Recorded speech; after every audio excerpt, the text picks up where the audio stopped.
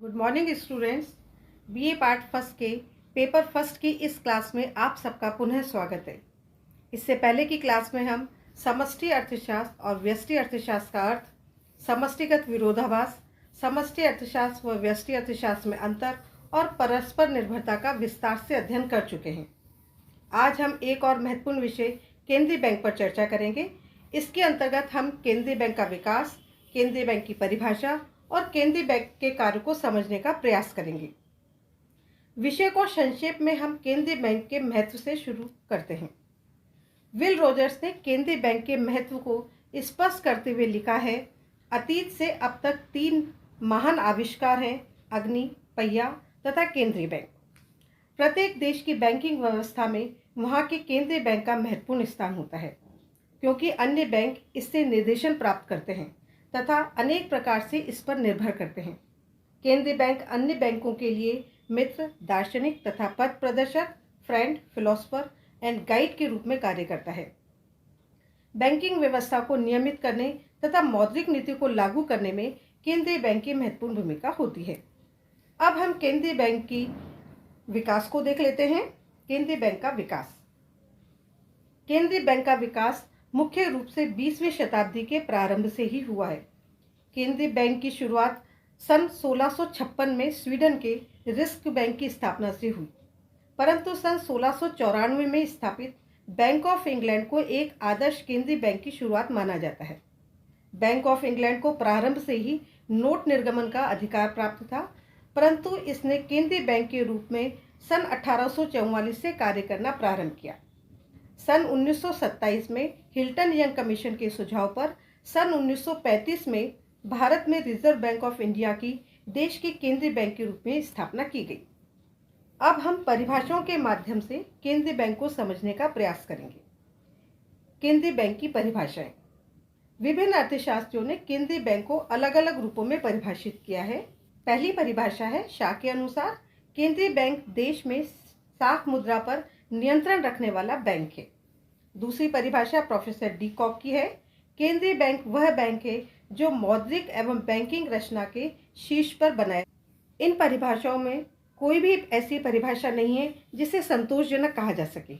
ये परिभाषाएं केंद्रीय बैंक के एक अथवा अधिक कार्यों पर जोर देती हैं। कोई भी ऐसी परिभाषा नहीं है जिसमें व्यापकता का गुण पाया जाए।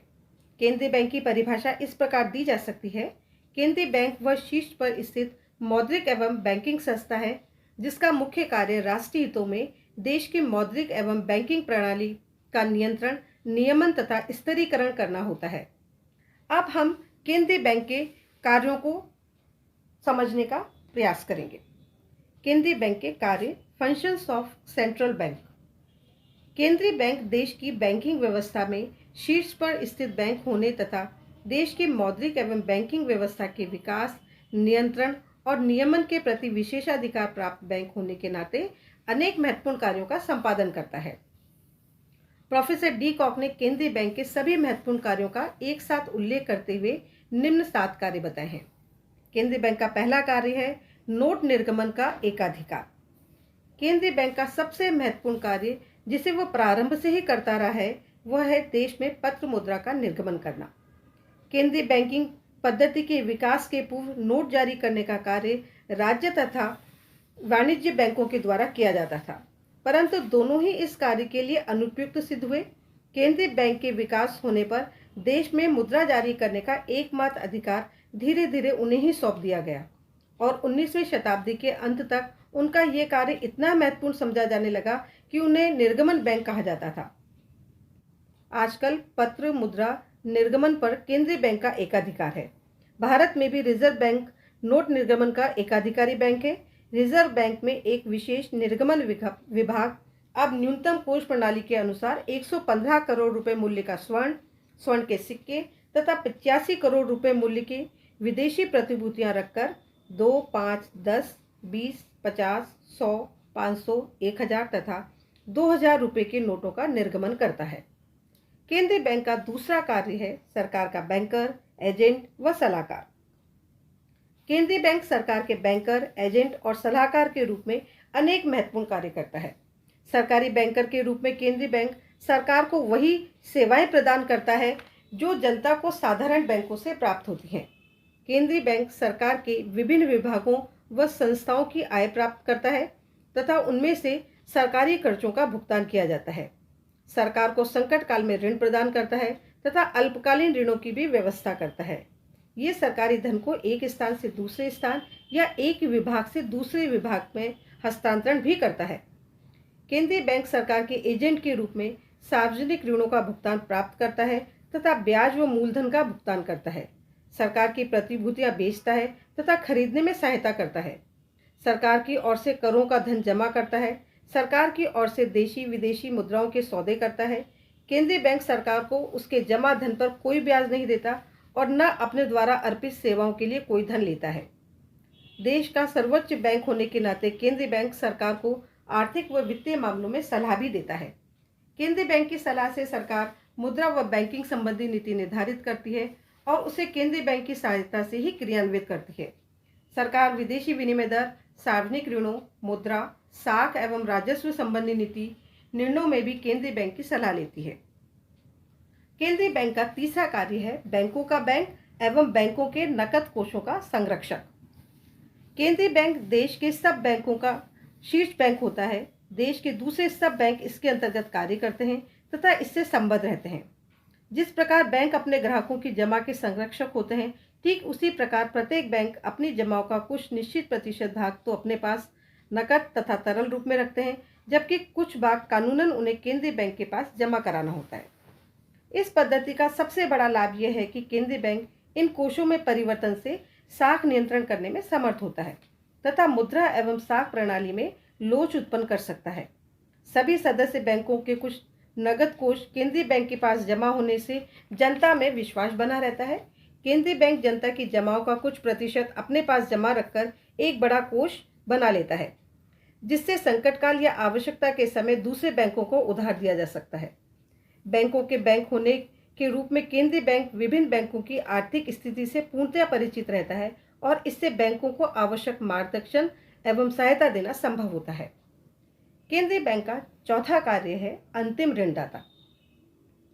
केंद्रीय बैंक देश के बैंकों को सामान्य परिस्थितियों में ऋण, अग्रिम व अन्य सहायता देता ही है, पर संकट काल में जब बैंक जमाकर्ताओं में बैंक के प्रति विश्वास उठ जाता है, भारी मात्रा में भुगतान करने की समस्या आती है, तो केंद्रीय बैंक ऐसे संकटग्रस्त बैंकों को उचित स्वीकृत प्रतिभूतियों, बिलों एवं हुंडियों की पुनः कटौती पर पर्याप्त ऋण प्रदान करता है।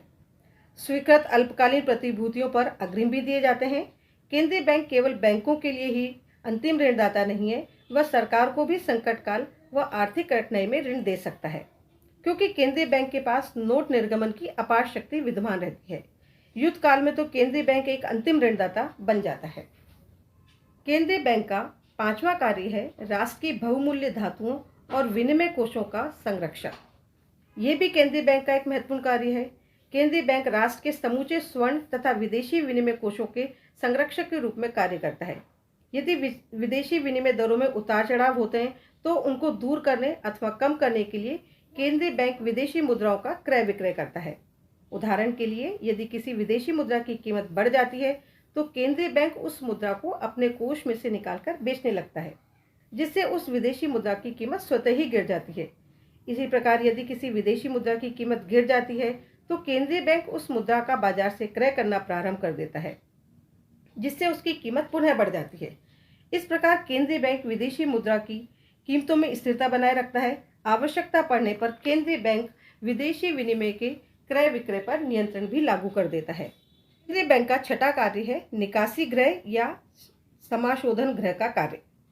विभिन्न बैंकों के पारस्परिक भुगतानों का निपटारा केंद्रीय बैंक जितनी सुगमता और कुशलता से कर सकता है, उतना कोई संस्था नहीं कर सकती, क्योंकि केंद्रीय बैंक के पास सब बैंकों के खाते होते हैं। अतः केंद्रीय बैंक अलग अलग बैंकों को किए जाने वाले भुगतानों तथा प्राप्त होने वाले भुगतानों का एक सामूहिक ब्यौरा तैयार करता है और कुल योग के अंतर को बैंकों के खातों में नाम या जमा करने से ही बिना नकदी हस्तांतरण व बिना समय की बर्बादी से निपटारा हो जाता है। समाशोधन की पद्धति का प्रारंभ वर्ष 1854 में हुआ था। समाशोधन गृह के रूप में केंद्रीय बैंक के महत्व को प्रोफेसर विलिस ने लिखा है कि इससे न केवल नकदी एवं पूंजी की बचत होती है, वरन ये किसी समाज द्वारा समय विशेष में रखे जाने वाली तरलता पसंदगी की परीक्षण की पद्धति है, जिसका दिन प्रतिदिन का ज्ञान बैंकों के लिए आवश्यक है। केंद्रीय बैंक का 7वां कार्य है साख का नियंत्रण। केंद्रीय बैंक का प्रमुख कार्य साख का नियंत्रण है। केंद्रीय बैंक देश की मौद्रिक नीति के क्रियान्वयन के लिए उत्तरदायी माना जाता है। साख नियंत्रण का उद्देश्य देश में विनिमय दर में स्थिरता, मूल्य स्तर में सापेक्षिक स्थायित्व तथा पूर्ण रोजगार की व्यवस्था के साथ साथ आर्थिक विकास का मार्ग प्रशस्त करना होता है। साख की मात्रा आवश्यकता से अधिक होने पर मुद्रास्फीति की स्थिति उत्पन्न हो जाती है तथा कम होने पर मुद्रा संकुचन के दोष उत्पन्न होते हैं। यही कारण है कि केंद्रीय बैंक साख की मात्रा को नियंत्रित रखता है। साख नियंत्रण के लिए केंद्रीय बैंक बैंक दर, खुले बाजार की क्रियाएं, नकद कोषों में परिवर्तन, तरल कोषों में परिवर्तन, प्रत्यक्ष कार्रवाई, नैतिक अनुनय आदि क्रियाएं अपनाता है। आज के युग में साख नियंत्रण का कार्य इतना महत्वपूर्ण हो गया है कि लगभग प्रत्येक देश के केंद्रीय बैंक के विधान में इसका स्पष्ट रूप से उल्लेख किया गया है। भारत में भी रिजर्व बैंक ऑफ इंडिया के विधान में ये स्पष्ट कर दिया गया है कि बैंक का मुख्य कार्य नोटों का निर्गमन करना तथा भारत में मौद्रिक सुरक्षा हेतु कोष रखना और चलन तथा साख व्यवस्था को क्रियान्वित करना है। डीकॉक द्वारा बताए गए केंद्रीय बैंक के उपरोक्त 7 कार्यों के अतिरिक्त केंद्रीय बैंक कुछ अन्य कार्य भी करता है, जो इस प्रकार है। अन्य कार्य का पहला पॉइंट है सूचनाओं एवं आंकड़ों के संकलन एवं प्रकाशन का कार्य। बैंकों का बैंक होने, सरकारी बैंकर के रूप में कार्य करने तथा देश की समूची अर्थव्यवस्था की विभिन्न व्यापारिक औद्योगिक गतिविधियों से पूर्ण परिचित होने के कारण केंद्रीय बैंक मुद्रा, बैंकिंग, विदेशी विनिमय आदि के आंकड़ों एवं सूचनाओं को एकत्रित करता है और उनका प्रकाशन भी करता है। इससे देश की अर्थव्यवस्था के बारे में बहुमूल्य जानकारी उपलब्ध होती है और इसी के आधार पर सरकार अपनी आर्थिक नीतियों का निर्माण भी करती है। दूसरा पॉइंट है आर्थिक विकास में सहायक होना। वर्तमान में केंद्रीय बैंक आर्थिक स्थिरता की प्राप्ति के साथ साथ आर्थिक विकास को भी प्रोत्साहित करते हैं। आर्थिक विकास के लिए विनियोग के साधनों का विस्तार करना आवश्यक होता है। इस उद्देश्य के लिए केंद्रीय बैंक देश में वाणिज्य बैंकों, सहकारी बैंकों, अन्य प्रकार की वित्तीय संस्थाओं तथा बिल बाजार के विकास एवं विस्तार के लिए कार्य करता है। सार्वजनिक क्षेत्र में विनियोग के विस्तार के लिए हिनाट प्रबंध के द्वारा सरकार को वित्तीय सहायता उपलब्ध कराता है। वास्तव में विकासशील देशों में केंद्रीय बैंक के विकास संबंधी कार्य इसके नियंत्रण संबंधी कार्यों से अधिक महत्वपूर्ण है। केंद्रीय बैंक के कार्यों द्वारा देश की मुद्रा प्रणाली के सफल संचालन में सहायता मिलती है। स्प्रैंग के शब्दों में केंद्रीय बैंक के कार्यों का उल्लेख मुख्यतः 3 भागों में किया जा सकता है। वे सरकार के आर्थिक अभिकर्ता का कार्य करते हैं, नोट निर्गमन के एकाधिकार के कारण उनका चलन पर विस्तार से नियंत्रण रहता है और अंत में क्योंकि उनके पास अन्य बैंकों की निधि का पर्याप्त भाग रहता है, वे समस्त साख निर्माण के आधार के लिए प्रत्यक्ष रूप से उत्तरदायी होते हैं। अंतिम कार्य केंद्रीय बैंक का सबसे प्रमुख एवं महत्वपूर्ण कार्य है, परंतु वास्तव में आज की जटिल अर्थव्यवस्था में विभिन्न क्रियाएं परस्पर निर्भर हैं, इसलिए किसी एक कार्य को केंद्रीय बैंक का प्रमुख कार्य मानना उचित नहीं है। केंद्रीय बैंक के सभी कार्य एक दूसरे के पूरक हैं। इस प्रकार आज हमने केंद्रीय बैंक का विकास, केंद्रीय बैंक की परिभाषा और केंद्रीय बैंक के कार्यों को समझने का प्रयास किया। अगले लेक्चर में हम व्यापारिक बैंकों के कार्यों पर चर्चा करेंगे। थैंक यू, धन्यवाद।